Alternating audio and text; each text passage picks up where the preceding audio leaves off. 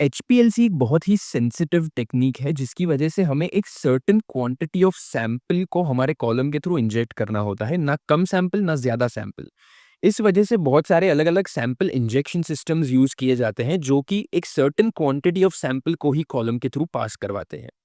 मैंने previous video में एक मेरे वीडियो में रोटरी सैंपलिंग वाल्व पहले से कवर करवा रखा है, लेकिन आज हम कवर करने वाले हैं एक और टाइप का सैंपल इंजेक्शन सिस्टम जो कि है स्लाइडर वाल्व।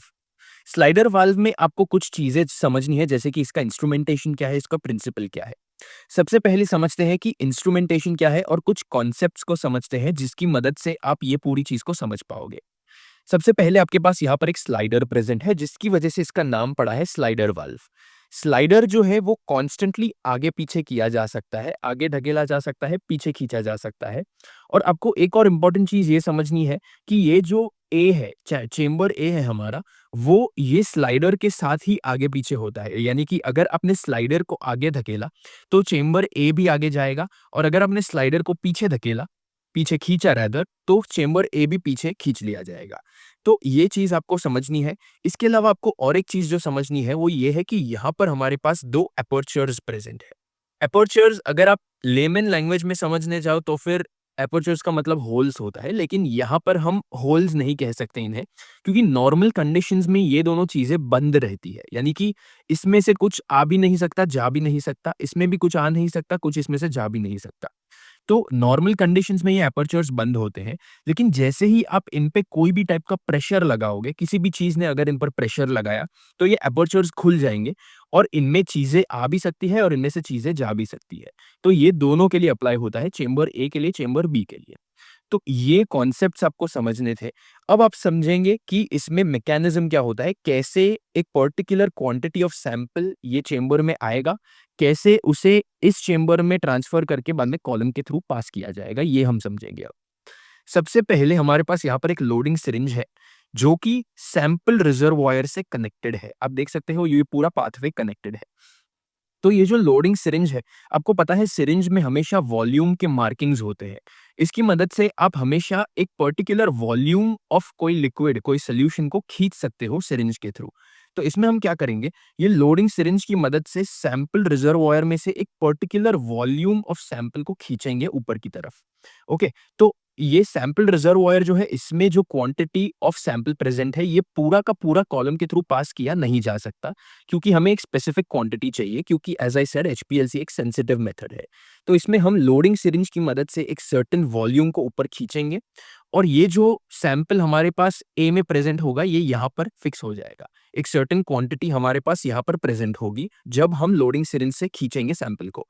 अब ये जो सैंपल है, इसे हमें ये बी चेंबर में ट्रांसफ़र करना है। ये सैंपल चेंबर है जिसमें सैंपल पहले आता है और हमें ट्रांसफ़र इसे करना है चेंबर बी में।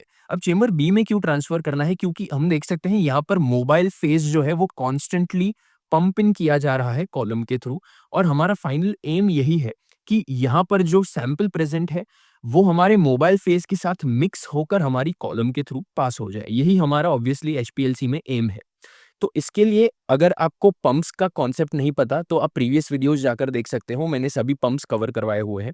तो ये मोबाइल फेस कॉन्स्टेंटली पंपिंग कर रहा हो रहा है कॉलम के थ्रू, और हमें ये चेंबर ए में से सैंपल चेंबर बी में डालना है। तो यहाँ पर कॉन्स्टेंटली एक फ्लो है मोबाइल फेज का, और हमें फाइनली चाहिए कि सैंपल हमारा उसमें इंजेक्ट किया जा सके। तो इसके लिए हम क्या करेंगे, स्लाइडर जो है इसे आगे धकेलेंगे। इसकी वजह से क्या होगा, हमने जैसे स्टार्ट में समझा कि ये जो ए है चेंबर, वो स्लाइडर के साथ-साथ आगे-पीछे धकेला जा सकता है। तो अगर आप इसे आगे धकेलोगे तो ए भी आगे धकेला जाएगा, और एक पॉइंट आएगा जब ए और बी दोनों कॉन्टैक्ट में आएँगे एक प्रेशर की मदद से। एक प्रेशर स्लाइडर पर आप अप्लाई करोगे जिसकी वजह से ए एक टाइम पर जाकर बी के कॉन्टैक्ट में आ जाएगा। अब ये जो प्रेशर अप्लाई होगा ए का बी के ऊपर, इसकी वजह से ये दोनों एपर्चर्स खुल जाएँगे। एपर्चर्स नॉर्मली बंद होते हैं जैसे कि मैंने कहा, लेकिन यहाँ पर ये खुल जाएँगे, और ये खुलने की वजह से क्या होगा, फाइनली जैसे ये दोनों कॉन्टैक्ट में आ गए फॉर एग्ज़ाम्पल, तो यहाँ पर एपर्चर्स खुल गए। ये देख सकते हो आप, खुले हुए हैं। इसकी वजह से क्या होगा, ए पर प्रेशर लगाया जा रहा है जिसकी वजह से ए पर प्रेशर हाई है, यानी कि इसमें जो कंटेंट प्रेजेंट है ए चेंबर में, वो बी में ट्रांसफर किया जा सकेगा।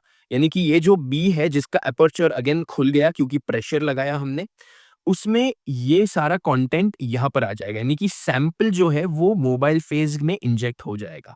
तो आपको फाइनली क्या देखने मिलेगा, चेंबर ए पूरा खाली हो जाएगा और चेंबर बी में हमारे पास मोबाइल फेज़ के साथ-साथ हमारा सैंपल प्रेज़ेंट होगा। और जैसे हमने कहा कि यहाँ पर मोबाइल फ़ेज़ का एक पंप है, सो कॉन्स्टेंटली यहाँ पर फ्लो चालू है हमारे मोबाइल फ़ेज़ का।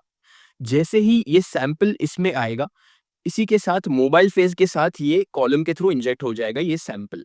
तो आपने देखा कि कैसे हमने एक पर्टिकुलर क्वांटिटी ऑफ सैंपल, क्योंकि हमने लोडिंग सिरिंज से सैंपल को खींचा, उसे पर्टिकुलर क्वांटिटी को हमने चेंबर बी में ट्रांसफ़र किया और ये चेंबर बी में से ये कॉलम के थ्रू पास कर जाएगा। और जैसे ही हम ये स्लाइडर को वापस खींच लेंगे, ये ए भी पीछे खींच लिया जाएगा और जैसे ही ये प्रेशर रिलीज़ होगा दोनों पर, ये दोनों का एपर्चर वापस से बंद हो जाएगा, जिससे कि आना-जाना कोई भी मटेरियल का बंद हो जाएगा इसमें से वापस, राइट? क्योंकि हमने कहा था कि टेम्परेरीली एपर्चर खुल जाता है जब प्रेशर अप्लाई होता है। तो ये ऐसे एक पर्टिकुलर क्वांटिटी ऑफ सैंपल को ट्रांसफर किया जाता है कॉलम में एक स्लाइडर वाल्व की मदद से। Thank you.